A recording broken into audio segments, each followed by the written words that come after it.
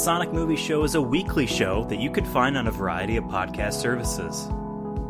Keep up with us by following our Twitter at Sonic Movie Show.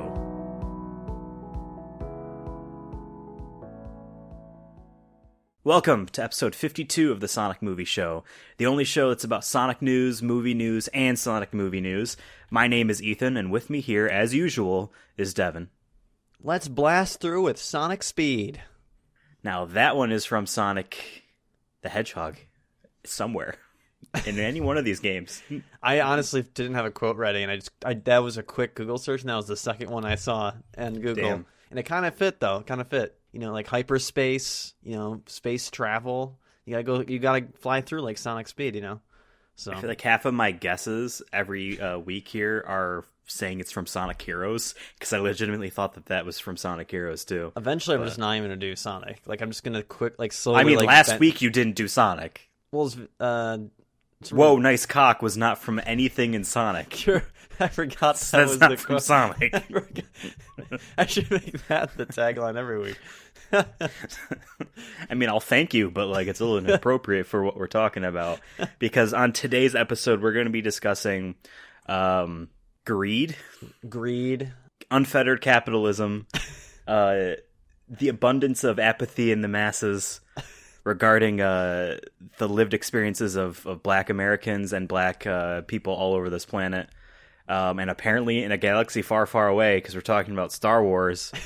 And I don't know if I'm actually going to title this your suggestion of why we hate Star Wars, because it's clickbaity as fuck. You know what I mean? And I don't want to just become that just so we can make a joke, but this episode is going to be about some problems that we white dudes in Maryland have about Star Wars. So whatever, man. This is the path we're taking.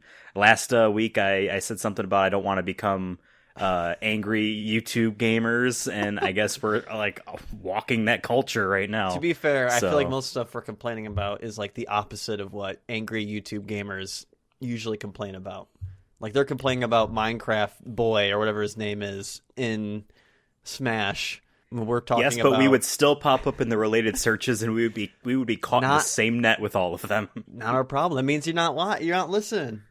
Like, if they put us in the same category, that's on them. That's on the listener. That's true. Now, my argument, if anyone else said that, is, well, you're probably not worth listening to if you're a dime a dozen. But for us, we are worth listening to on the Sonic Movie Show, your weekly. It's nothing to do with Sonic today, I guess, Star Wars. But could Sega go down this path? Yeah. No, but they don't have anything. They're not even worth as much as Star Wars. But yeah, so we want to talk about Star Wars today. There's been a bunch of, I guess, reports, news pieces, whatever you want to call it, statements, interviews, whatever, that have come out in the past month or so regarding Disney's $4 billion purchase of Star Wars. And some of it has rocked some fans to the core, others easily brush it aside. And that's why I think we were going to talk about this and why we hate Star Wars. There we go. I know that was our brainstorm title. I don't hate Star Wars. I'm just kind of Star Wars'd out a little bit. I think kind of I was with that a little bit with the Avengers and MCU, where I'm kind of glad that one benefit of a pandemic is hey, I could it's going to be a year and a half before we see another MCU film. I'm okay with that. I blew my load in Avengers. There will be the Disney Plus movie. There'll be the Disney Plus show apparently is December, but still, to your point, we're at least a year from anything Marvel, and that's a nice easy breather. Spider-Man was what? July of last year, right? Or very late June. So yeah, it's been over a year now since we had an MCU film in the theaters, and I'm okay with it. I think it'll make it more fresh too when we come back. And it's funny is my Star Wars experience, I guess we can start with, is I really liked Star Wars as a kid. I remember watching the original films and being oh my god, I knew Darth Vader was his dad, but it's still I was still oh my gosh, when that scene happened, I was totally into it. You never quite remember the circumstances surrounding it of the reveal, yeah. Yeah, and I remember I think it was my 10th birthday or Christmas or something, I got them all on DVD, in like a nice box set, and like I was super excited. I was even part of like StarWars.com forum for a bit when I was a kid, and I was one of those Star Wars fans who would like, read about every creature and try to learn remember what planet they're from. So I was like really into it. And then Star Wars Battlefront, like I loved both of those games. I played the shit ton of those. Yeah, those were fun. And that would eventually, I think it's honestly the first like multiplayer shooter, I didn't have online, but a type of multiplayer shooter that I ever played. I'm trying to think, besides Metroid Prime on GameCube, which you can argue isn't necessarily a first-person shooter and more of like an adventure game in first-person, Star Wars Battlefront 2 was probably my first shooter, too. Yeah. of any consequence at all. Yeah, so I really loved Star Wars, and then I remember the first Star Wars movie I saw in theaters was Revenge of the Sith. I think that was yours, too, right? Revenge of the Sith. I don't think I saw that in theaters, no. No. I think I just caught it on DVD. I don't know why I didn't see Attack of the Clones when I was too young. But 2002, that would have been... I wasn't allowed to. I remember because my mom and her boyfriend were going to go see it, and I was not allowed to come with because I was too young. Yeah. I was like, oh, I guess I don't really care. That was 2002, I believe, Attack of the Clones. So that would have been 2002, so that would have been... We've been like 7, roughly, or 8. So I saw Revenge of the Sith. I remember my dad took my brother and I, and like we were so hyped for it, and it was really fun as a kid. And as a kid, you don't really realize, how goofy some of the lines are or whatnot. But I was super obsessed with like General Grievous and all that, and like, oh, Anakin's finally turned into Darth Vader. That's so cool. We did it. Star Wars is here. We did the full circle. Cool. Yeah. And then like, as I got older, like that ended, and then as I got older, I kind of just fell out of Star Wars. But like, I had a general appreciation for it. Like if I played that one Star Wars game where you're a Sith under Darth Vader. Force Unleashed. And I like that, and that was like probably the one game in between Star Wars Battlefront 2 till probably now that I've played that I liked, had fun, but I wasn't too into it. And then I went to the Star Wars Museum in Germany, which was really cool, in 2015. And that kind of got me like back into Star Wars. And then around that time, they also announced that Episode 7 is going to be coming out soon. And I was like, okay, saw the museum, kind of back into Star Wars, started watching the movies again, kind of getting back into it. But not like into it as much as a kid, but like more than I was before. And then all the movies came out, and like I enjoyed Force Unleashed. I felt it was super safe, and I was kind of Force Awakened. Force Awakened. Awakens. Yeah. I thought it was cool. It had some fun things in it, but I didn't think it was like amazing, but it was fun. Like I had fun with it, and then I loved Last Jedi. Saw it 3 times in theaters, and then we saw was it Rise of Skywalker or whatever it's called, Episode 9. You're skipping the two in between those other 2 movies, but yeah. Rogue One, which was an excellent film. Yes, I liked Rogue One. And Solo, which it deserved better than what it got. Yeah, but in terms of like the main ones, like Rise of Skywalker, I just thought it was okay, and I'd only seen once in theaters, and I have really no interest I kind of was just like, that was so quick. I felt like it was thrown together at the end kind of thing and whatnot, and yeah, and then I kind of just like, whatever. The Mandalorian came out, and I'm like, okay, this is cool. This is really cool, and it's not tying into the main story, so I don't have to worry about all that. Like, it's just like, here's a Mandalorian dude with a baby Yoda. Cool, why not? Like, to me, that was more Star Wars than like Rise of Skywalker was. Like, it just felt so much more classic in a way, and felt more to what Star Wars was in terms of its charm and stuff, but also being a little different. Like, it was almost like a Western most of the time, and I really like that. And then we have Mandalorian season 2 coming out, and that, I've been kind of like, after Rise of Skywalker, I was kind of like, I'm done with Star Wars, whatever, I don't care anymore. And then Mandalorian season 2 trailer drops, and I'm like, fuck, yeah, god damn, I want to watch that again. I want to watch that now. Quick to cut you off here. No, you're good. Do you know which WWE superstar is in season 2? I don't know my WWE Sasha superstars. Banks is in it. Is she? She's the one in the cloak that he sees on like the dock, and then she disappears. Oh, gotcha. I don't know if she's a Jedi or something, but like Yeah, sorry, go on. No, that was really it, honestly. That's kind of been my Star Wars experience. And I guess, like I said, I'm Star Warsed out, but I'm excited for Mandalorian, but I'm also trying not to get too invested because I guess I was invested after Last Jedi, in a way. Like, oh, super invested. So, like, I was kind of like, I feel like I was just like, not stabbed in the heart, but just kind of like, yeah, should have seen this coming. It's Star Wars, I guess. But then I'm like, I go back to myself, or I tell myself, I go back and think, I'm like, in the end, Star Wars is made for kids, so I shouldn't be upset or anything. So I'm not one of those people that's like, fuck you if you think this is bad or this is good, or I'm like, I just don't like, whatever, man. Like, I like Last Jedi. If you like Rise of Skywalker and you hate Last Jedi, cool. I don't care. Like, at the end of the day. The irony of this all is that at the very end of the day, who was right all along? It was George Lucas. Yeah, the prequels were bad, but he specifically made those for children, not the children that grew up watching the original trilogy. He made them for children. They're bad movies, but the children that watch those as children like them still to this day.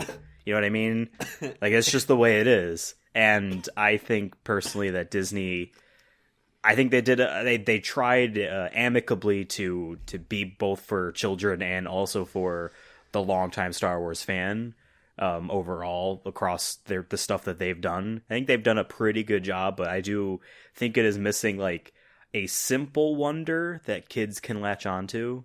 My briefer history of Star Wars is that I don't think I watched any of the movies until watching Episode 3 on DVD, like as soon as it came out. Like, I think we rented it on Blockbuster or something like that. And then I guess I watched all of the, the special edition versions, the easily available ones that you could find. Because obviously as a kid, I'm not going to go find a fucking Laserdisc of Star Wars, But I watched them all, and I always liked the original trilogy and didn't think that they were so groundbreaking amazing. But I was also, not around then, and it wasn't hitting me at the time of young childhood. Liked Lego Star Wars. I totally forgot. You're right. I totally forgot about Lego Star Wars. I did play a lot of that. Yeah, was good. And that was a fun time. Nowadays, Lego games talk, but back then it was all pantomimes, and just. I thought it was really funny as a kid. Probably cost them like 10 times less for voice acting. But okay, who knows? They probably don't actually pay voice actors all that much anyway nowadays. So, Jesus. But yeah, for me, Star Wars is like, okay, cool. Like, Darth Vader is very cool, and like Yoda is very cool. I know the prequels are bad because people tell me they're bad, and I watch them, and they do look not as good as the other ones, so they must be bad. Opinions still forming as a child, they're impressionable. But really, it wasn't until like the couple years before the Disney merger, I'm like, actually, Star Wars is pretty cool. Like, this is like a cool thing they got going on. Like, I like the Luke Skywalker story, and I was almost about to start reading like some of those books. Like, I almost called it the Hans Zimmerman trilogy, but there's a trilogy, I forget the author's name, that was essentially like an episode 7, 8, and 9. It's the famous one everyone talks about. Yeah. I don't know why Hans Zimmerman pops up as the name, but I guess it's the name that's close to that. Maybe it's not. Maybe I'm just thinking of Hans Zimmerman. Are you thinking of Hans Zimmer, the orchestrator? That's what I'm saying. Yes, but not him, obviously. Yeah. At any point. Not John Williams. What's the saying? And then Disney announced, that they had purchased it for $4 billion. I'm like, cool, they're gonna go crazy with Star Wars. It's gonna be good. And so, like, I honestly, I think the only Star Wars movie I saw, the first Star Wars movie I saw in theaters was Force Awakens. Interesting. And that was like, I didn't know that. Awesome. And I had seen all the movies. The Clone Wars I thought was the stupidest, cringy kid show ever. I've tried going back and watching that since. The show starts off bad. I understand it gets good at the very end. I'm glad for people that like that started off bad. So like for me, Force Awakens was like, oh, this is cool. And like I still stand by that movie is a good movie. Yes, it is like by the numbers the first Star Wars in ways that I think is to its detriment. But it did everything it needed to be, and it did what it needed to do to get me excited for Star Wars. It was just a very basic plot, but they had the cool moments of the characters and their poses and like the things they do and emphasizing, and you know what I mean? It just was really good. So I got super excited into Star Wars right after that. Rogue One comes out, and it's this fucking like Saving Private Ryan in space, you know what I mean? A Vietnam or two also kind of movie, and it was awesome. And they all die at the end, like that's cool. The fact that Disney even allowed that to happen is cool, man. And it ties Last in, Jedi, Last Jedi comes out, and it's like everything I've ever wanted, like in terms of a sequel to a giant thing, to be bold enough to be like, hey, no, fuck that. It's done. Like, you're Luke Skywalker, the person that was idolized by people who are now 45 that grew up as kids watching these movies. We're going to purposely disappoint you, and hopefully you can see the beauty and why he's even stronger and a better person than how you thought he was. But you know what I mean? All these people expected him to be just the ultra badass guy, and no, that's not cool at all. That's senseless, and it's just boring. Now, you know, they made him an even better kind of character, but I don't think a lot of those people actually liked that, and that's why they hated the movie. But I think because we came in at a much younger time, we didn't have all that baggage, and that's why we liked the movie. At least that's why I like the movie. I like subversive stuff. I like going into a remake of a video game and coming out being like, that was not a remake of the video game, and I like it even more now. I like that kind of shit personally. Yeah, I think we both agree with that kind of stuff, and I understand the criticisms though at the same time. Like, I totally get, like, you were expecting this to be one thing, and then you go in and it's not, and you walk out of it, you're like, no, I totally get why that would be off-putting. Yeah. Like, if it's, especially, I think it, I'm trying to remember the advertisement, but I wouldn't have guessed it would have been this kind of film from the advertisement necessarily. You know what I mean? And to steal a line from Jim Sterling, whether or not you call something subversive or false advertising rests solely on the fact that if you liked it or not. You know what I mean? Yeah. We liked it. It was subversive. If people hated it, it was false advertising. And like, that just comes with the territory. Yeah. You are purposely making a divide. You're purposely making a divide by doing that. Your statement with what you're doing with the popular franchise, or as even just a sequel to something that is ultra popular, because Force Awakens probably would have been more popular if you compare the raw data to the original Star Wars. You know what I mean? Like, it was a bigger event, you know? Yeah. And you purposely make that divide, and like, you're naturally going to get people that hate it. You know what I mean? It's just the way it is. Yeah, and that's what, like, when I say, like, I like Last Jedi, and if you hate it, I'm not going to be like, well, no, you're stupid. Because there's people who, like, and that goes with all fan bases and fandoms, where, like, it just gets so personal at the end. Like, are you even you can't be a real Star Wars fan if you think Rey isn't a nobody. Or Luke, Luke wouldn't have been like that, and and Mark Hamill said this, so obviously he's upset too. I'm going to use other people's sound clips, which are pulled maybe out of context or something, and like, it got so toxic that, like, that was another reason why I was just like, you know what, I'm like, I don't even know is this worth it? Yeah, is this worth it? Like, for me to even like care anymore? Like you're the, like, maybe this is what we deserve. I don't know.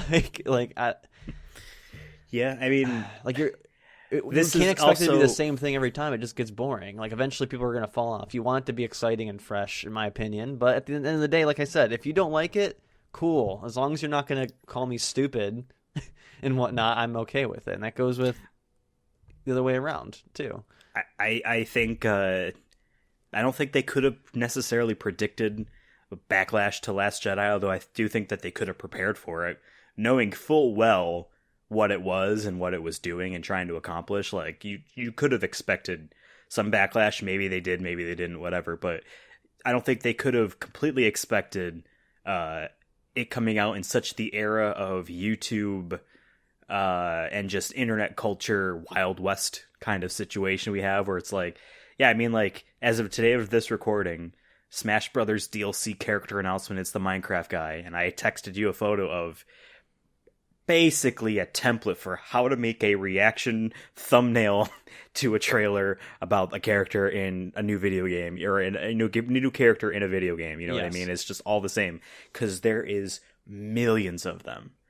It's just the way it is. A awesome video I once saw talking about one of the first trailers for Doom Eternal, and how, it was triggering the libs and blah, blah, blah, because they said something about, like, I I don't know, kind of making fun of ableism or making fun of the people that say things are ableism or something. I forget what the entirety of it was, but there were just so many YouTube videos from white dudes about how liberals are being triggered by this game than there were actual evidence and accounts of people being mad at the thing.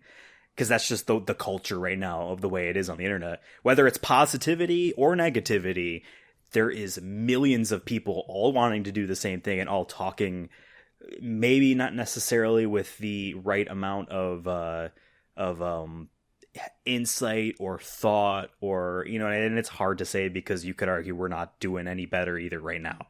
So I get that. That's just the way it is, right? So when you put something that is divisive in like what I would imagine Disney considered the most magical and, if anything is sacred in entertainment, the most sacred thing in entertainment, you know what I mean? Star Wars, you put that divide, of course it's going to be lit the fuck up on the internet by people who then have followers, who then get impressionable people who maybe, I'm sure it was even talked on the radio and, you know, all this stuff. And so you get all these people that just, hear rhetoric spoken, you know, in a very affect positive way of like, he says it very, you know, very smartly. I now put this in my brain. Someone says they like the movie and they don't actually care all that much about Star Wars. Bam, I'm going to tell them, well, actually, did they really need to go to the casino planet? I mean, did they really? You know, it's all that kind of stuff. And, like, that's all fair criticism, but then, like you said, it's just you're taking it from someone else. It's, like, not even the same thing. Like, I saw this opening night. I saw it, and then I saw it again on Christmas Eve. And both times I was like, yeah, this is great. I don't know why people hate it so much. But then I read I read actual people's criticism. I, like, looked for it. It wasn't just like, wow, they killed Luke Skywalker. Spoilers, by the way. Luke Skywalker like that, or why is Rey a nobody? That's stupid. And then not everything also needs to be criticized. I don't want to say not everything needs to be criticized, but it's okay to not have to feel like you need to think critically about something, whether it's a bad thing or a good thing. You know what I mean? We could all be talking about the Passion of the Christ, something that you could argue is important to people and not have a care in the world. Or you could talk about Star Wars: The Last Jedi, which does not matter at all. Besides, obviously, the money flow of how, you know what I mean? But so it's just like, there was definitely people on both also, sides. sorry to interrupt you. Okay. Sorry to interrupt you. Just real quick. Solo I thought was okay, and Rise of Skywalker I thought was mediocre, but still a fun ride. Sorry. Go on, continue. You're good. No, I was just going to say, like, I think there's, like you said, there's both sides to this, and it's just, like I said, that's what got me out of it, too. And then with Rise, and like I knew Rise of Skywalker, like both of us predicted, were like, they're going to play it safe again, or they're going to backtrack hard. And also, J.J. Abrams was back, so I'm like, there's just, even if like they were all on the same page, it's hard to be on the same page. He came back to fix the movie. It was not initially supposed to be him. That was the first fear of like, oh no, Disney's panicking. And yeah, they fucking panicked because they saw a bunch of angry gamers on YouTube. Yeah. And what's funny is I did look up like Star Wars Last Jedi, just like reviews like right now. And like Rotten Tomatoes has a 90%, Metacritic has an 84%. You know what I mean? Like that's pretty good. You know, all things considered. But yeah, it was like this backlash that makes me, like, when I looked it up, I was surprised. I thought it was going to be like 30%. You know what I mean? Just because you hear all the noise. I'm sure the user review average on those sites is like 30, but yeah. But at the end of the day, I will say with the recent stuff with a couple of news stories coming out, I'm excited about Mandalorian. But then at the end of the day, I'm like, I think my view has changed a little bit on like, just like I guess you can call it the latest sequels now. Like, part of me is like, I don't know if I ever want to, like, I don't know, maybe I'm just saddened by everything, I guess. Mostly with John Boyega's, like, GQ interview that came out. I think it was early September, where I'm just kind of like, man, it sucks that, you know, a franchise that you like, in just, like, in a world of like Hollywood, I'm saying,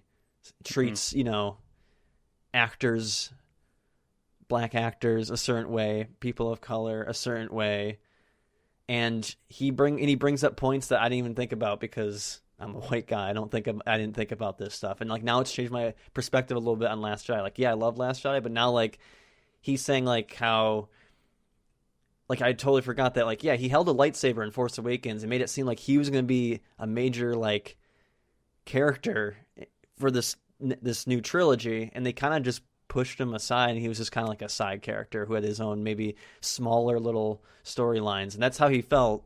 You could read. I highly recommend people who are listening read the GQ article, or there's a video version where it's more of like a raw interview. I recommend. He talks about his experiences with the Black Lives Matter protests in England, and him growing up and stuff. But he also does talk about Star Wars a little bit, and he does say that he thinks J.J. Abrams got too much criticism. He's like, for coming in to fix it, you know what I mean? And how he felt that, like he said, he felt like his character and Kelly, what's her last name? Kelly Marie Tan character was like pushed aside, especially in Rise of Skywalker. I mean, basically, it's like, oh, she doesn't get to come on her fun field trip. She has homework. Yeah, that's essentially what it was. But he says like he criticizes Disney for knowing exactly what to do with Rey, knew exactly what to do with Kylo Ren. Like even though like we didn't know who Rey's parents were, like at the end of the day they still figured it out and like got people happy. But like for him, they considered that important. Yeah, you know what I mean. And like he was very frustrated with that, and I think the interview did change my perspective a little bit, and realizing that like, yeah, I didn't think about that, and that's unfortunate. We totally forgot about. Remember when the first trailer for Force Awakens dropped? How he's the first person you see, and the backlash to that. Remember the backlash to that? Oh yes, yeah. He said in the interview how many death threats he got from that, and like even though everyone was telling him, "Oh, this is such a great opportunity, you're gonna be in Star Wars, like one of the biggest franchises ever. Like you're gonna be going down in history." Yep. And he was met with, "Oh, you can't be a stormtrooper." You know what I mean? You could argue stormtroopers should always be white Nazis, but yes. But you know what I mean? Yeah, you don't get to wear those colors. Yeah. And that like on it like they used him to market that movie. Yeah. And he does something about that too. Where you know what I mean? He's like, why market me as a black character if you're just going to push him aside? Yeah. And it's just like to defend The Last Jedi a little bit. I don't think you could put too much stock on like, oh, he became pushed aside in that movie, unless they knew going in everything that was the third movie was supposed to be about, like the major things to hit, where characters are going, the arcs they're taking. If they knew that set that template up to begin with, if they already knew where they were supposed to end up, then yeah, you can say, okay, well, yeah, he pushed it along pretty quickly. But like, one of the major criticisms, and I made a joke about it, was why did they go to the casino planet? Like, that was a way to have that character no longer be running from things, and he needs to face his problems head on. Force Awakens, he runs like 3 times from them. You know what I mean? He's always on the run. Last Jedi, in order to actually take a stand, he needs to, not run away. And he learns that on the casino planet, and he fights, what's her name? The Captain Phasma. And it wins. So like, that's important for the character, but it's done with so little like glitz and glamour that Daisy Ridley did get, like you're saying, and Adam Driver did get. You know what I mean? It is easy. Like, it's a criticism I don't necessarily agree with, saying that why'd they go to that planet, but it was done in such a way as if I don't blame people for thinking it was unimportant. You know what I mean? Yes. They could have done that in a way to make it seem more important than it was. Yeah. Even if the stakes need to be higher. Maybe the planet was going to explode, or or anything. You know what I mean? Instead of like, oh, we needed a new planet to put toys on, because that's what people think. You know what I mean? And it's probably true. You know what I mean? But yeah, it just sucks because like I said, I like Star Wars, but I also like John Boyega and the stuff he's been in. And it just sucks, to see him be so frustrated about that. Like that, I'm like, and at the end of the day, like his feelings are valid, 100%. You know what I mean? Yeah. And he knows more than we do. He was on set, for sure. He says at one point he had a hairdresser who didn't know what they were doing, and he was so frustrated by it, but he kind of had to let it go. Like stuff like that, like little stuff like that, were like, come on.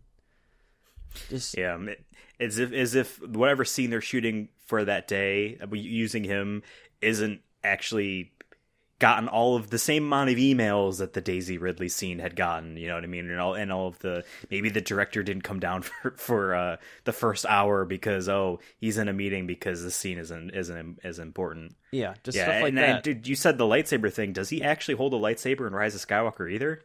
Did they literally just use that just so they can pull a gotcha? It's actually the girl instead. Yeah, because I don't remember him holding a lightsaber after Force Awakens. In the snow on Force Awakens. Yeah, and it's so crazy because like they hint as if he could be a Jedi, or maybe Rey would train. Like there was so many possibilities. The Last Jedi was straight up tells you at the end, it doesn't matter who you come from. Anyone can use the Force, so to speak. You know what I mean? It's not a blood thing. And therefore, anyone can be a Jedi. Rise of Skywalker was trying to say, hey, you come from a bad lineage, you can make it right. Okay, so you make her the high blood born Jedi, or Force wielding user, who turns against that and turns, essentially to the side that never existed for her, Skywalker. She takes that name. Yeah, it's not her name, but she takes it, she chooses that. And then you can also have the guy that was born into nothing. You know what I mean? Also, I guess, born into enemy, was an enemy powers, at one point, yeah. And he chooses to take a stand, which is fucking what The Last Jedi was setting him up to do, and actually become greater than the grunt soldier he was at the beginning of his life. Yeah. But instead, no, because we'll just give him another black stormtrooper, ex-stormtrooper, and he could find a family there. That's who he is. Also, she's also related to a black character from the previous trilogy, because we need to make sure that everything is actually family here. Yeah. And what's funny is they definitely did him dirty. Yeah. So, and then with including that story, there was also the story that came out that Daisy Ridley said that even during filming of Rise of Skywalker, they didn't know if Rey's parents were going to be Obi-Wan Kenobi, no one, or it was going to be which wound up being, which was Palpatine, Emperor Palpatine. And this came out during I think it was a Jimmy Kimmel interview, from what I'm reading here. And it's funny is that in a past interview, Abrams said that, which is what you were just saying, how, the point of this trilogy, or this new trilogy, was to show that anyone can be a Jedi. But then he even said that. He said it was impossible to please everyone, and that the point of the Rey Palpatine origin was that anyone can be anything regardless of where you're from. And that the idea that you're from the worst possible place felt more resonant and shocking. Which is kind of like, but it doesn't. Like the kid with the broom felt in The Last Jedi felt a little bit more like, oh, I can be a Jedi too. Like it felt more to me like, oh, we don't have an obvious villain because we want to make Adam Driver's character turn to the light, and we can't have our big bad villain be him. So we need to actually make it, Palpatine the whole time. Which they force-fed down our throats. And he's 3 times the age of Anakin Skywalker, yet their grandkids are the same age, essentially. Yeah. I understand they're doing stupid cloning mumbo-jumbo bullshit, but it's like, if you just think about it, really? Honest to God, like, back when people were, during Force Awakens kind of hype cycle, the movie had come out and all these theories of like, who is her parents and why did they leave her there alone and blah, blah, blah. I don't think anyone actually with any seriousness said she's a Palpatine, let alone his grandchild. You know what I mean? Like, no one would have done that because it doesn't actually, I don't want to say make sense because this is all space magic, but yeah. Like, it's not even cool to the people that want the basic shit to make them happy. Yeah, and I was on the team of like you said in Last Jedi, like, oh, her parents were just nobodies. Not saying they weren't important to her, but like that they weren't Force wielders. She wasn't from some lineage like a Skywalker. She was just anybody. And at the end, it showed the kid with the broom, and I thought that was cool. And then like, also for me, it was like, oh, like that's great for kids to tell them, kids want to be a Jedi. Kids want to be a superhero. And like, you're telling them that like, hey, like for their imagination, I didn't know this is kind of like, a little jumping through hoops maybe a little bit, but like when you're like I said, when you're a kid, like if someone says, "Oh, you can't be a Jedi because you're not a Skywalker," you're like as a kid, you're gonna be like, "Well, I'm not a Skywalker," or your imagination's just put into like a box. But when you tell a kid anyone can be a Jedi, their imagination's a little bit more open. I know it's a little bit of a stretch, but it's like also you watch, how many movies have you watched where the hero is a prince or a princess or someone from nobility, and it's nobility, you know what I mean? Like that it's the same thing with who was born with the Force and not its power, you know what I mean? It's wealth. Like it's way more interesting when, hey, the person is Aladdin, you know what I mean? A street rat. I mean, Anakin was that. He was just a fucking junk boy. So and was Luke Skywalker, and like it was cool they were doing the same thing, but then they're like, nah, she's a Palpatine, and it was all a plant, basically. It was weird. But to me, an order was handed down. And this is my headcanon here. An order was handed down from Disney, being like, there is some things that you need to not necessarily reverse from The Last Jedi, but soften the blow enough to make it not necessarily 100% correct. And that is everything about Luke Skywalker. Excuse me. That is everything about Luke Skywalker in terms of what he said about the Jedi. That they were fools, that they didn't understand the weight of their responsibility, that this power was not meant for them alone. Sure, you know, a guardian, a gatekeeper, or not a gatekeeper, that's a bad term, like a guardian or a watcher, or someone that's fine, but like all the power was essentially theirs, and that's not how it should work. It doesn't belong to them, and that they were wrong. And then the implications of that, even looking back of like how they all died and all that, was through hubris of the Jedi being who they were instead of being the Jedi should have been. You shouldn't have even known they existed. You know what I mean? They were there to do the right thing. They were literally like in charge of galaxy order or whatever. Like they were council people. Like they were important people that made decisions. Yeah. And they're super powerful space wizards. Like that's not the way it is. And he had come to the conclusion, which is, I love this. I love when you do this with a character. He was the Last Jedi. Even before, at the very beginning of his arc, he was the Last Jedi, essentially. I guess Obi-Wan was alive, but let's say he dies, and then Yoda dies, right? He's the last one. He doesn't have any of the baggage or context of the life of his people, and then through that understands their wrongness, their hubris, and he chooses the true correct path. A very monk-like path, right? Yeah. And that says that, everything that was, I guess, technically cool and action figure toy-like and comic book story-like of that prequel trilogy is actually wrong, because we're saying that they were wrong and not technically the super cool good guys. So you need to make sure that that's not 100% true in Rise of Skywalker, because we plan on making a shit ton of movies, comics, stories, books 1,000 years before any of this, where the Jedi were everywhere. I think they call it the High Republic or something. You know what I mean? They announced it like last year. It's their next big like wave of era of Star Wars. You can't say that they're all wrong and full of hubris, and that's not the path that they should take. If you want to make all these books, movies, TV shows, toys, you know what I mean? So like that's why some of that irks me. Like it's cool to be like, hey, I was wrong the whole time about Star Wars, about the Jedi, and this is much cooler. It grew up and I grew up, but instead it's like, no, well, because every Star Wars is a child's first Star Wars, we need to make sure that the basic fundamentals of the Jedi are still good and cool and awesome stand.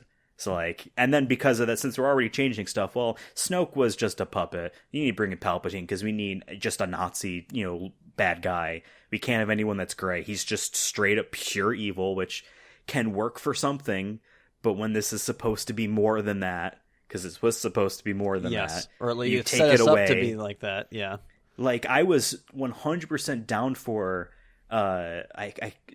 what's this fucking Adam Driver's character, Kylo Ren. I was calling him Ken in my head. His name's not Ken. Kylo Ren being a conflicted, troubled youth that is choosing the power that he's always wanted, and it's literally his. It's his. Like, no one can tell him no anymore. He has to mature with no obstacles in his way but the good guys.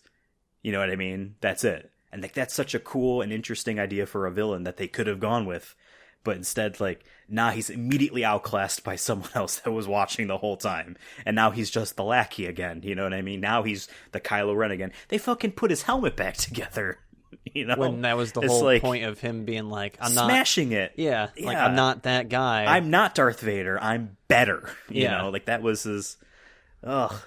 But, and that's fine. Like, once again, like, and that all stems to, I think, the biggest issue, which is Disney had no idea what they were doing with this. They were just trying to milk the cow, and that stems all the way back to them, buying Star Wars. I would love to know.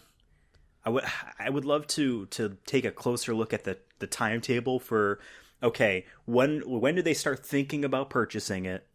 Because I doubt it was just out of the blue. Hey, it's not like George Lucas bumped into Bob Iger at a party and said, "Want to buy Star Wars right now?" I got my checkbook. There was months and months and months of planning of like, okay, we're gonna do this, yes. So we need to start thinking about what we're doing now. Then obviously the purchase, and then it was like 2 years before they made the movie, right? Because they started filming. You're planning out all this stuff, and we obviously know that they had no real ultimate plan. They figured Disney Star Wars magic would just. It's magic, right? It's just going to happen because lightning in a bottle. Star Wars is special, right? Yeah. My thinking is, but compare that to the Marvel stuff, which they bought essentially partway through. How much, like, is that the same kind of timetable? Was the same kind of, we start from nothing essentially? Can we build off, like... Because to me, it's like they did everything perfect with Marvel in terms of like setting expectations, slowly creeping, and just constantly building and building and making great shit one after another. I don't think anyone can say they fucked up with Marvel besides maybe better representation of people. Because there was that one executive that was like, no, we don't need a female-led movie. It won't sell.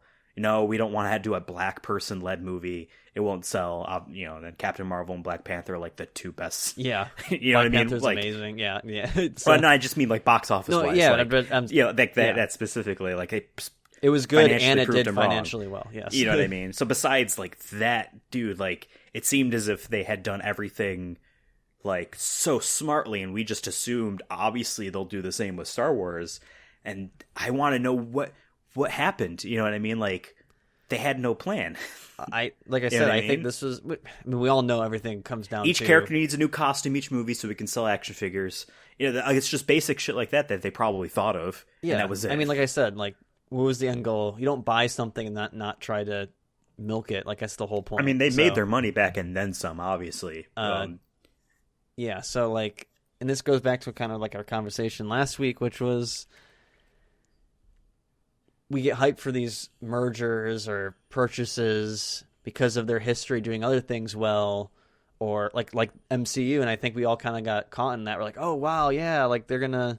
Even I was like that. I didn't think about that at the time. Where I was like, oh yeah, maybe if we're getting. I don't know if I want new Star Wars, but I trust them since look how the MCU turned out. And then like the first line in Force Awakens, I don't know who says it. Because he dies pretty quickly, but he says it to Poe Dameron. He says, "This will begin to make things right," and that was just the overwhelming thought people had about Disney buying Star Wars.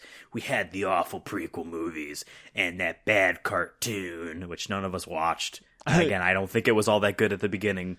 People say it got great towards the end, and I said the same thing about Avatar: The Last Airbender, so I'm not going to disagree with them.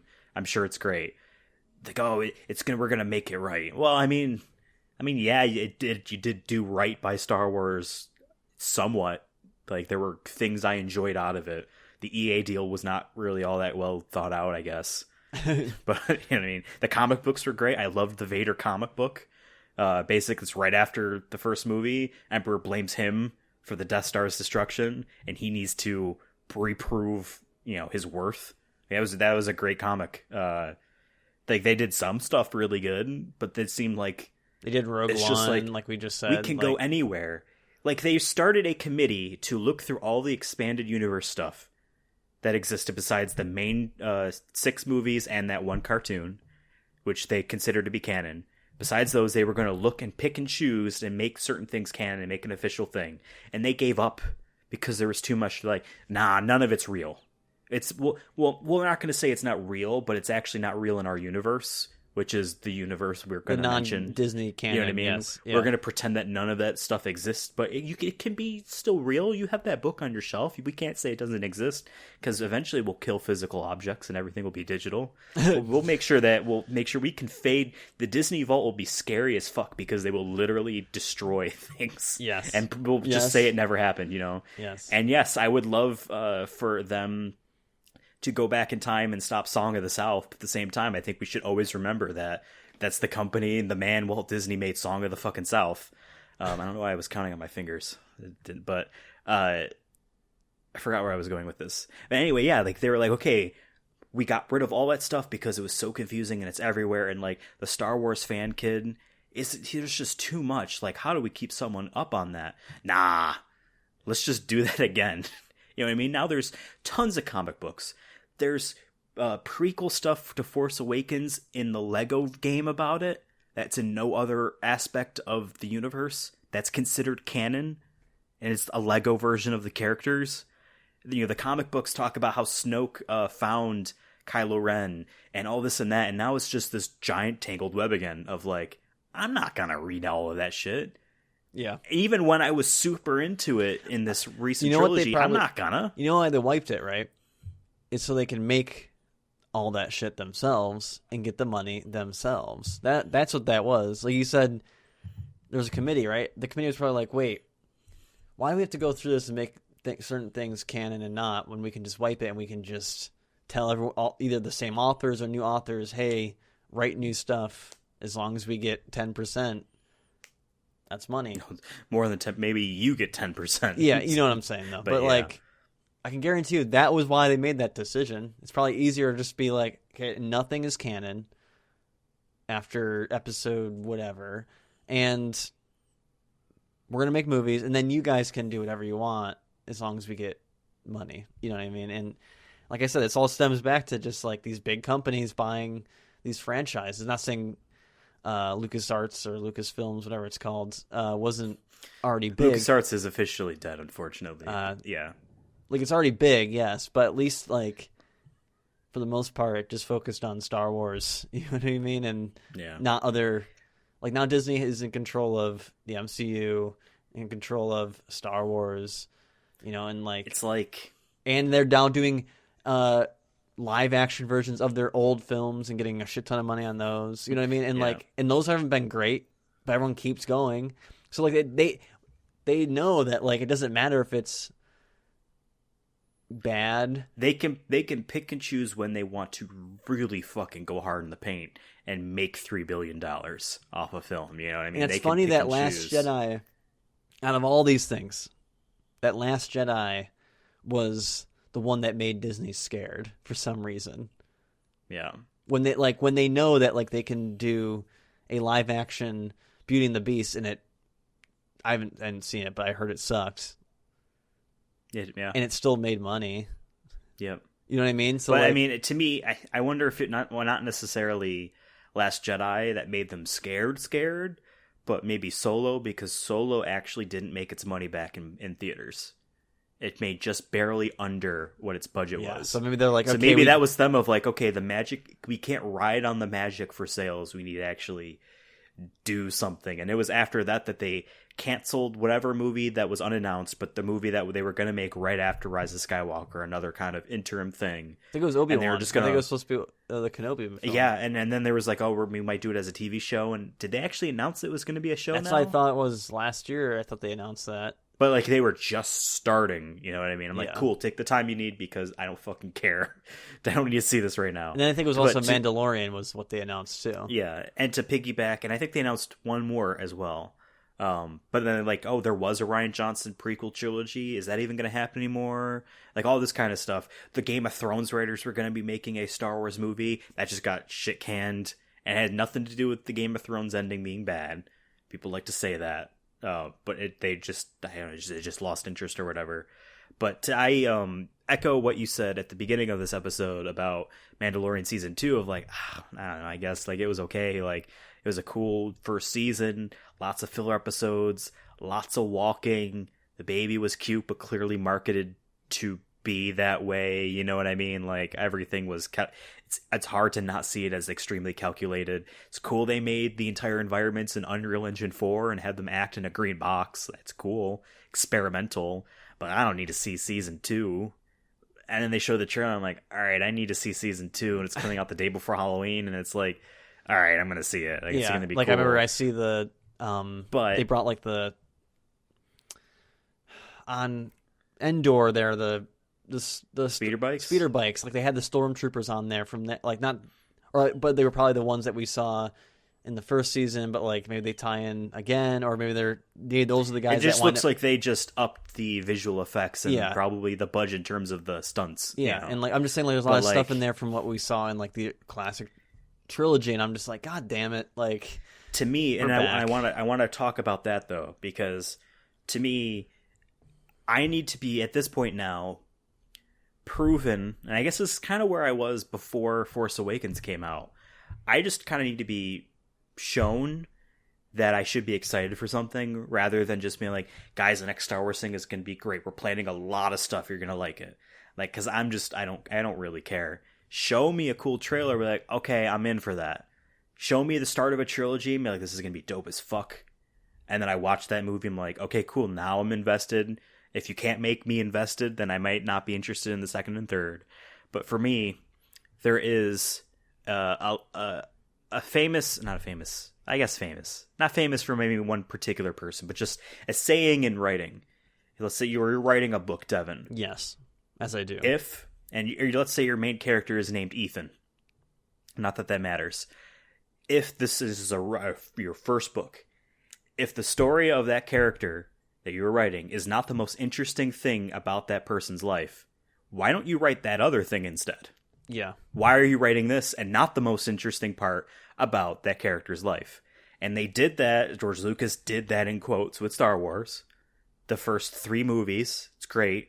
Made prequels that weren't all that good, and it was convoluted, and it was trying to be a tragedy and show a fall of an empire, as Devin picks the same spot on his beard.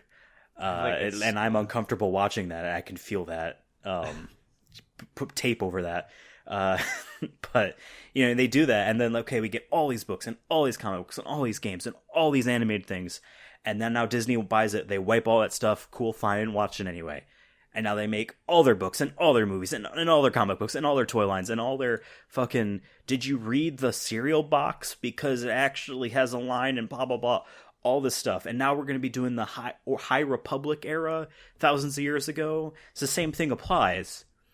Is everything the most interesting thing that ever happened in this universe, or was the event of an empire that was the ability to destroy everything, destroy planets, not the most interesting part?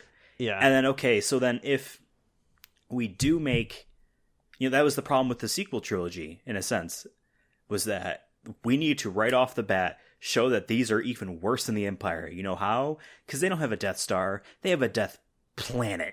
It's not the size of the moon. It's a literal planet. And it can't it can't destroy one planet. It destroys 5 of them all at once.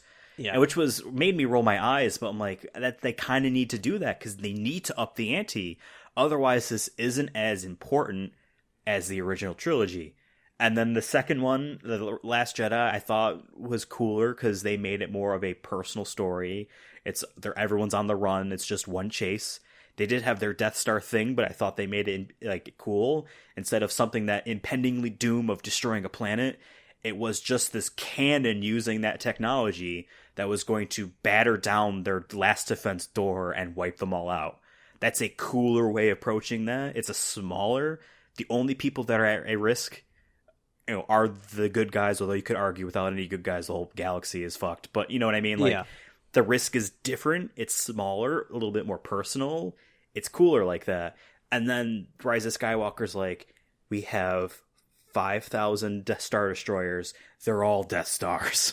It's like, because we need to up the ante. They didn't even give a shit when saying those lines. I remember in theaters when that happened, when they showed the 5,000. I was just like, yeah, this looks cool, but like this, like, is this a fanfic at this point? Like, yeah, where like you're telling me they had all this whole time.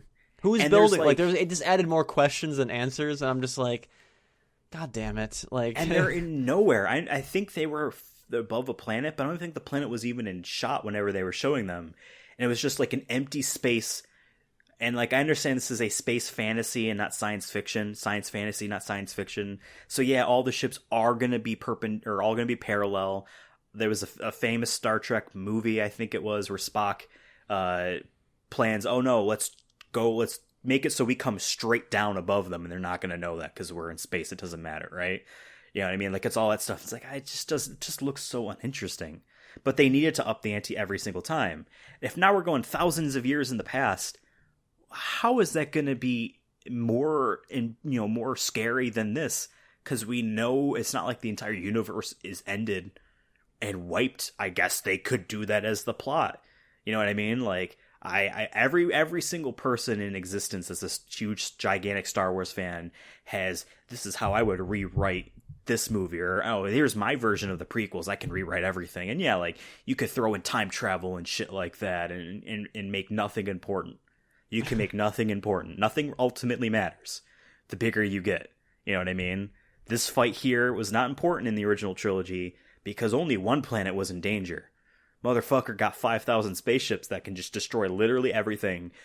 He can't rule anything if everything's gone. You know what I mean? Yeah. Sure, blow us all up. You won't have anything to do anymore, you know? Like, this isn't a threat anymore. That's how the ending should have been. We're like, okay, go for it. Now there's no more Star Wars. You got them. Like, yeah. That's just how it ends. We'll find a new galaxy. And it points to like the Milky Way or whatever, and then that's how it ends. They find us. Yeah. But to me, that's why Star Wars is uninteresting to me anymore. To me now, what am I trying to say? To me, this is why Star Wars is no longer interesting as just a consistent thing to be excited about. Because we're keep ramping up to just something that's slightly worse than what we had before. The galaxy is at peace until it's not. Galaxy's at peace until it's not. Yeah. Over and over again. It's like, whatever. Make a personal story. Mandalorian can work because none of that shit matters and it's a personal story. You know what I mean? And maybe we'll find out. I mean, I guess, yes, technically, we first learned about the Force healing in Mandalorian, and it was only ever done in Rise of Skywalker. I don't even remember on who, but it was done somewhere. So, cool, I guess. But, you know, it's like, we make all these Star Wars things, and everyone says, oh yeah, well, the Star Wars universe is so vast, you can make a story about anything, anywhere. It's just like, okay, but you really got to make sure that this isn't like boring.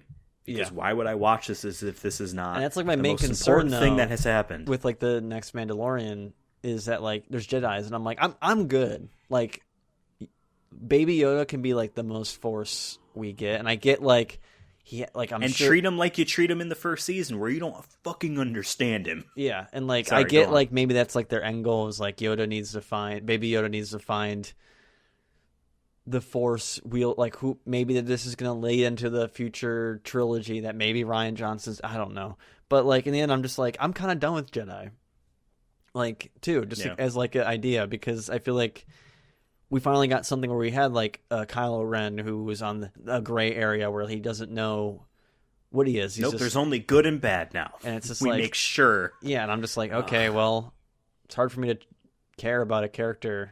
Like, yeah, you care about Darth Vader because he's at least started. What you heard is it's his Luke's father. He has a personal connection that way. But at the end of the day, he's still a bad guy. He still killed so many people.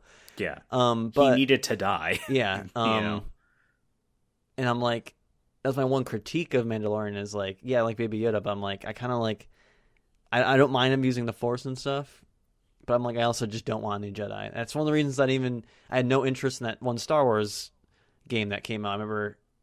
I haven't. It's still shrink wrapped. What's it called again? Star Wars.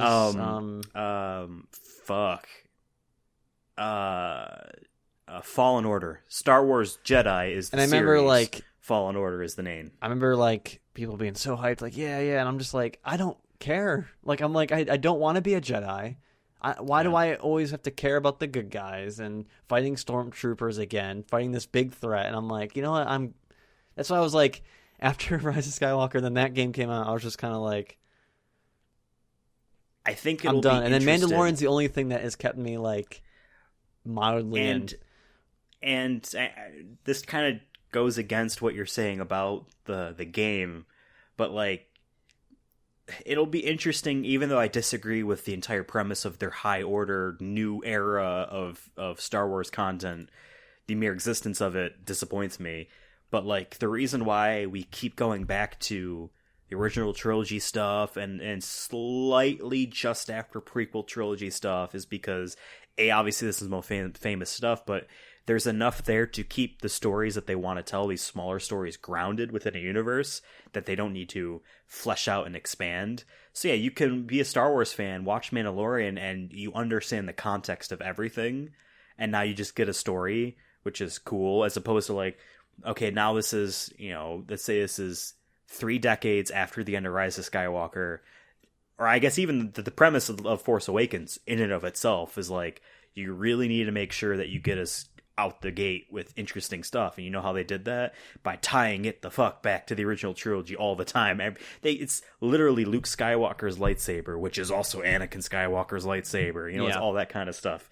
They need to do that stuff to get people interested because, I have no interest in this High Republic stuff because the entire concept of the Arrow has nothing to do with anything that I think Star Wars of, besides obviously they will have Jedi. I'm sure they'll have lightsabers, and I'm sure they'll have the Force. And there needs to be a bad guy. Yeah. Besides that, like there could not be Mandalorians. There's obviously no stormtroopers. So they need a different threat to fight. Besides that, it's like extremely weird, obscure shit in the comic books and in the outside novels that you could pull lore from, and then now make stuff materialize out of that. Besides that, it's like, to someone like me that's like bored of Star Wars in that sense, it's like, well, just show me, just prove it, But yeah, I don't know. Do you have any final thoughts on Star Wars? Honestly, like I said, I guess I'm excited mildly for Mandalorian season 2. The trailer looked cool.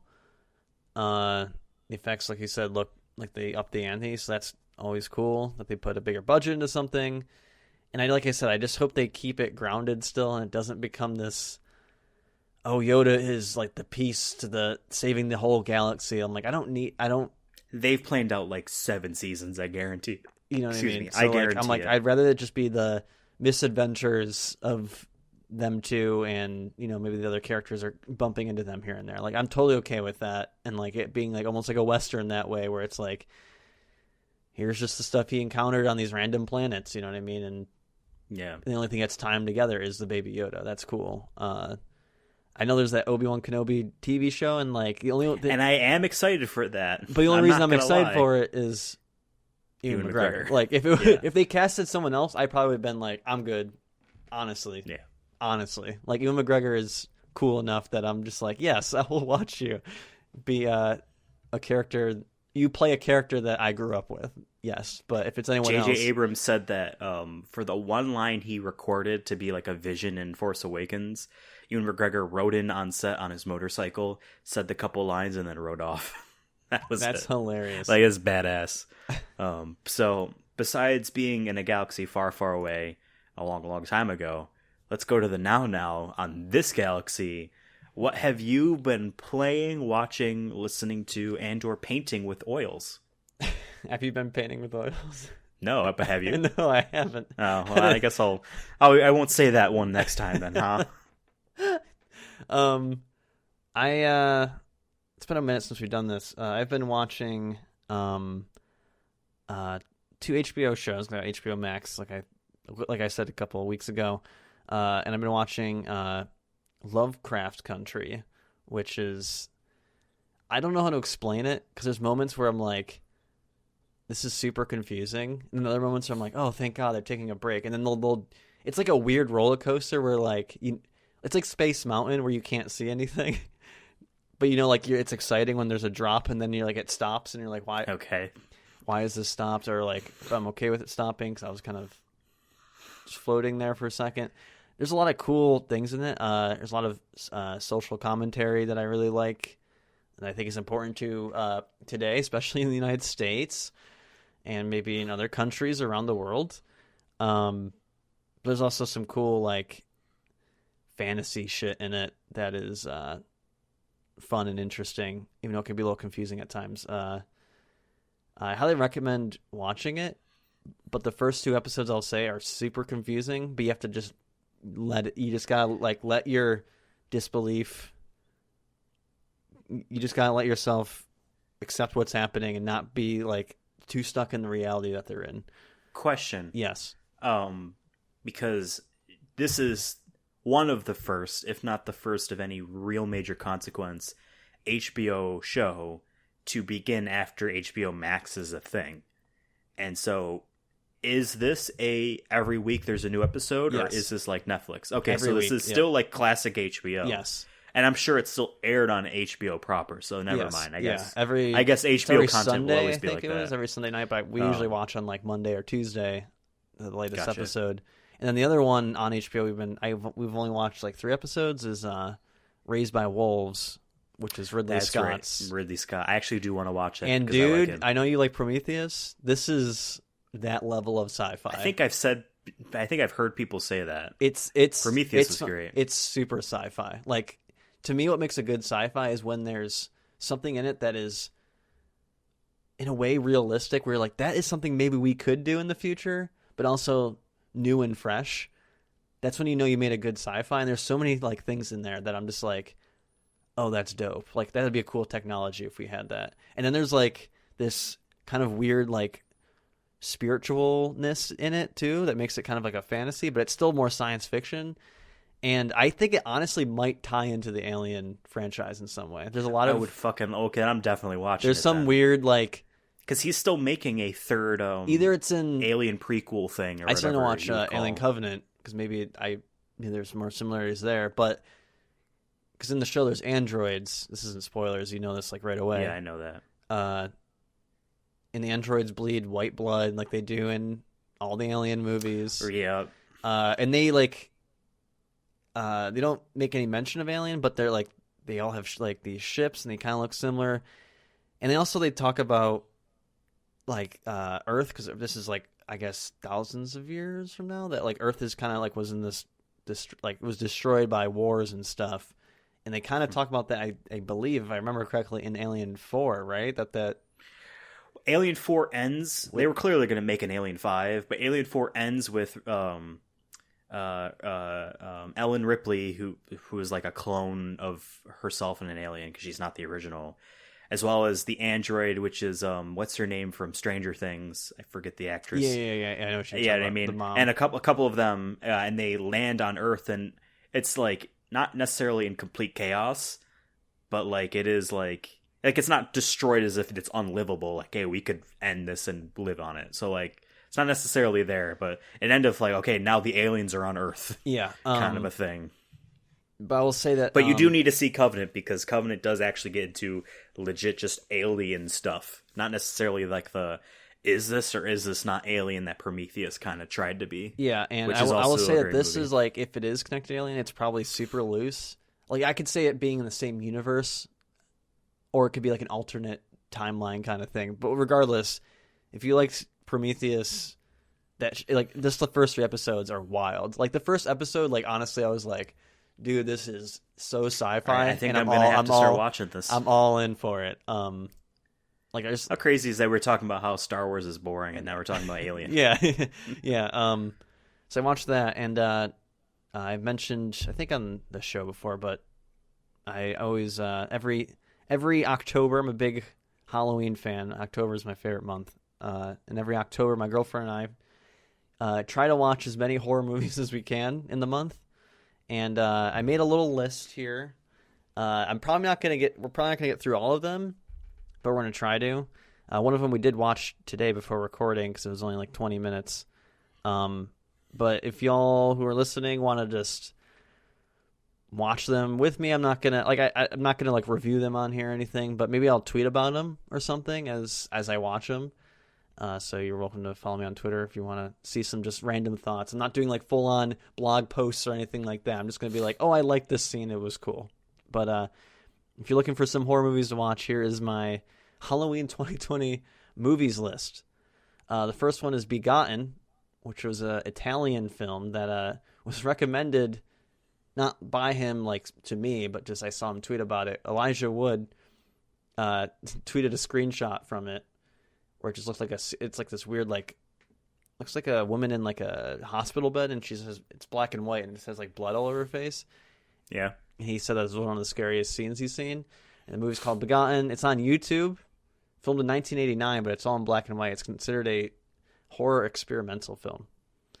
And the next one is Boo to You 2, Winnie the Pooh, which came out in 1996. The reason I put this, I think I watched that. The reason I put this on here is because I had it on VHS as a kid, and it always spooked me, but I always loved it. And I think it was one of the reasons I even got into Halloween in the first place. And we watched that tonight, and it's like 20 minutes. It's on YouTube, and it's funny how much I still remember, even though it's been like 18 years since I've watched it. Like I always had in my brain, I've always liked the trees. There's a lot of like spooky trees with faces on them, and they were still cool even now.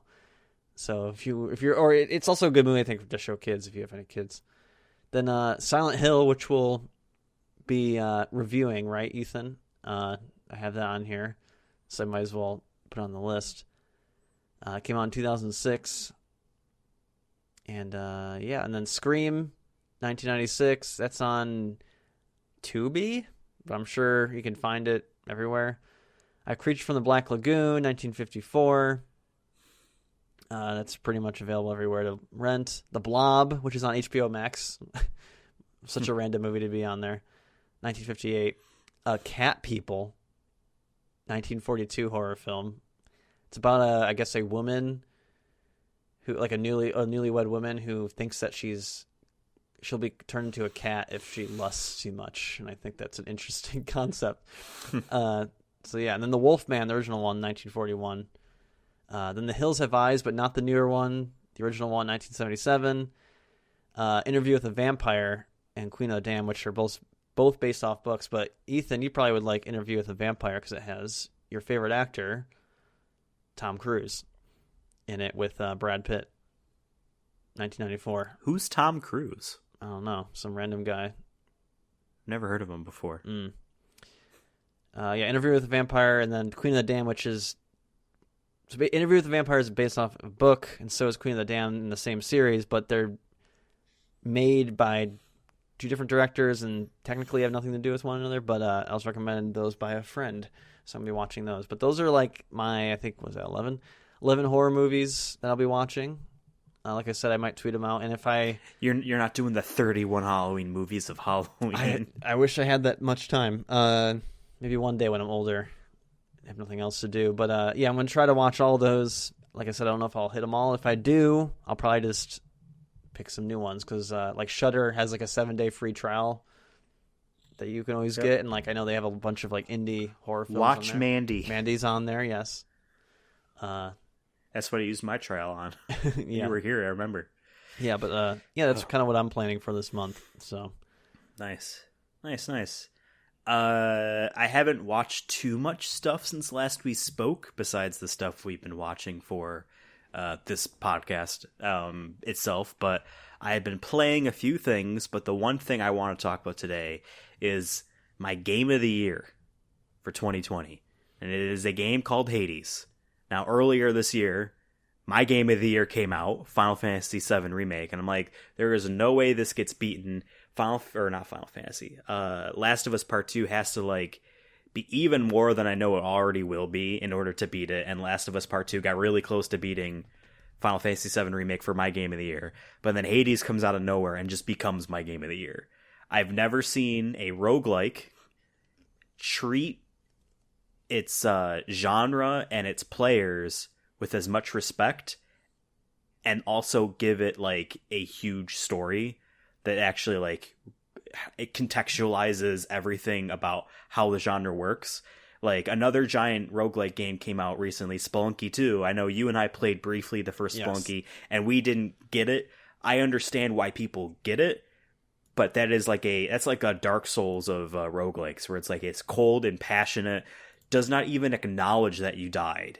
Like the world does not even behave as any differently after you die. You know what I mean? It's just like that. Hades, on the other hand, it sets itself up. You are the son of Hades. You are Zagreus. He is a character in Greek mythology that is basically a footnote. And that's clearly why they picked him, so that they can write a story for him instead of trying to no, Zeus is like this now, Yeah. They picked this guy. He wants to leave the underworld. He wants to leave hell. And so the roguelike is you try to get out of hell, you die, now you're back at the bottom again. You're in the house of Hades. You need to get out. But it's not set up where it's like as if nothing happened. No, everyone knows you died. Everyone knows you failed. Everyone knows you're trying to get out. Not everyone knows why. And it's not necessarily a big twist because they do it pretty early on, and you could probably imagine why would he want to leave if he's not outright saying to go live on Mount Olympus? Why would he want to leave? It's not a spoiler in that sense, but it's by my favorite developer, Supergiant. They made Bastion 2011 game for 360, Transistor 2014 game on PS4, Pyre, criminally underrated 2017 game on PS4, and now Hades, which is on Nintendo Switch and on PC. I have it on PC because it was in early access. And this is their best game ever. And I've always said that about every other game that they've made. Transistor, this is much better than Bastion. Pyre, criminally underrated, even better than that. Hades is just on another level. This is everything that they've done in those games turned up to 12. The art has always been amazing in all of their games. The music has always been amazing in all their games. The voice acting has always been amazing, but the voice acting was always one person, and they pick and choose how that works. The first game, it's like someone's telling you a story of their events. They're not the main character, but they interact with the main character, and now he's narrating what you are doing. That's kind of interesting. If you want to run over and just smash a bunch of pots, the narrator will say that you're fucking around, you know what I mean? And then now the kid moves on to doing what he's supposed to do. Second game, it's the soul and a sword that you have. You can't talk, but the sword can, and so the voice comes out of the sword. Third game, it's like this heavenly, divine spirit that's watching things unfold and judging you harshly, and it's the same dude, and the voice acting's amazing. But this game has 36 characters. They are all voiced, and the voice acting is phenomenal, and I would not have expected this from an indie team. Zeus sounds amazing. Poseidon sounds amazing. All of these characters are just perfect in that sense. And this is a roguelike where you are essentially repeating the loop every single time. Death loop. You would imagine eventually you would run out of things to say, but there's so many variables. There's so many things that all these characters can comment on. Oh, you started your run with this bow. Oh, well, Artemis is going to say something about this now. Oh, you almost got to the end, but you died to this one enemy. Now Artemis has something to say about that specific thing. And there's dozens and dozens of lines for every single scenario from every single person. I've never had the same line repeated twice, and I have played 30 hours of this game. And then on top of that, there is this overarching story, and it's given to you bit by bit, and there's the perfect balance gameplay-wise of things to get to make your run better, and then things to get to make the game itself better. You as your character better. There's permanent things, and then there's things just for the run. I don't want to get into the details, but it's a perfect balance of all that stuff. And it is just every night now I've been playing, I just do one run, and I can get to the very end, and I can beat the boss, and the game isn't done. The game continues, and I have no idea when this game will end. I've never even had the credits roll. The soundtrack is on Spotify. I haven't even seen half of these songs in the game yet. And ostensibly, I'm done. If this was any other roguelike, the end goal would be to beat it. I played, what's it called back in the day? Binding of Isaac? That's another big famous roguelike. And I beat it on my fourth or fifth time. I got credits to roll. And I understand there's actually another dungeon, and there's a hidden door, and there's more content. It gets even harder. I'm but I beat it. The kid got out of the basement from his weird Catholic mom or grandma trying to sacrifice him to Jesus or whatever. He got out, and that is done. I don't want to play anymore. Yeah, like that's kind of like I'm kind of like that with like New Game Plus, where I'm just like, I'm good unless like yeah, there's hidden stuff. 99 out of 100 times, whatever. I'm not. I love Spider-Man and I platinum Spider-Man, but I had no interest. Now, but you can platinum him again, and he's got a new face. Yeah, I can do that. Yes, I can do that. But like I've never seen, and I haven't played too many roguelikes, but the ones I played and all the ones I know exist don't do it where like the end goal isn't to get out. You get out and you die anyway. Spoilers, not really, but like spoilers, like you get sent back to the underworld anyway. And you're just trying to get out again because you need this brief moment to do something every single time. And it's not route. It's not repetitive. It's not boring. Both gameplay wise and narrative wise, I'm still getting twists and turns. I'm still getting like awesome moments. The music just gets better and better. The art is amazing, like I said. It is weirdly enough, like I beat it, but like I'm just still beginning, and I don't even like people play Spelunky and they're like, I beat it. And I'm going to keep playing it again because this game is just this mathematical masterpiece of like procedural generation and all this stuff. Like people that do that, but then someone like me might beat it and be like, cool, I completed the task. I'm done with the game. Yeah. But like this does this for story reasons where it's like, no, I want to keep playing. I can beat it again.